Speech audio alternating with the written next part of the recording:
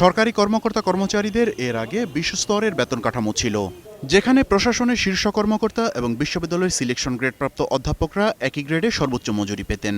তবে সবশেষ কার্যকর হওয়া নতুন বেতন কাঠামোতে 20 ধাপ থেকে কমিয়ে 16 ধাপ করার পাশাপাশি প্রশাসনের শীর্ষকর্তাদের বিশ্ববিদ্যালয়ের শিক্ষকদের থেকে 2 ধাপ উপরে উঠিয়ে দেওয়া হয়েছে। আর এতে শেষ পর্যন্ত ক্লাস বর্জনের পাশাপাশি আন্দোলনে নেমেছেন শিক্ষকরা। শিক্ষকদের মতো শিক্ষার্থীরাও এই সিদ্ধান্তের পরিবর্তন চান। শিক্ষকরা যেহেতু মানুষ গড়ার কারিগর এবং তারা প্রচুর শ্রম আমাদেরকে দেন একটা জাতির মেরুদণ্ড তৈরি করার জন্য, এবং সচিবদের ভেতরে অনেক আছেন এই ইউনিভার্সিটি স্টুডেন্ট।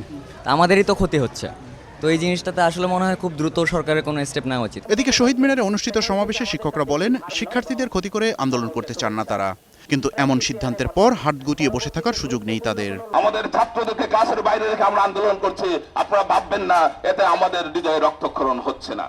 আমরা চাই না আরেকটি দিন পূর্ণ দিবস কর্মবিরতি পালন করতে। শিক্ষকদেরকে ওই যে স্কেলে রাখা হবে, তাদের পদমর্যাদাও মূলত ওই অনুসারে হতে হবে। সেটি কোনো ক্রমেই ওয়ারেন্ট অফ প্রেসিডেন্সে এর নিচে নামানো যাবে না। বিষয়টি খতিয়ে দেখতে কমিটি গঠনকে ইতিবাচকভাবেই দেখছেন শিক্ষকরা, তবে তাতে প্রতিনিধি চান তারা।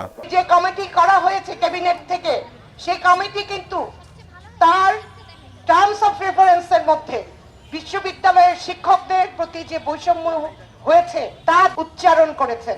আমাদের ক্যাবিনেট যখন আবার বসবে, তার মধ্যে তাদের সিদ্ধান্তের মধ্যে আমরা সুস্পষ্ট প্রতিফলন দেখতে চাই, তারপর আমরা ঘরে ফিরে যাব।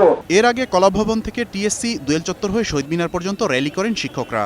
দেশের বাকি পাবলিক বিশ্ববিদ্যালয়গুলোতেও একইভাবে কর্মসূচি পালিত হয়। মেহেদী হাসান, 21 টেলিভিশন, ঢাকা।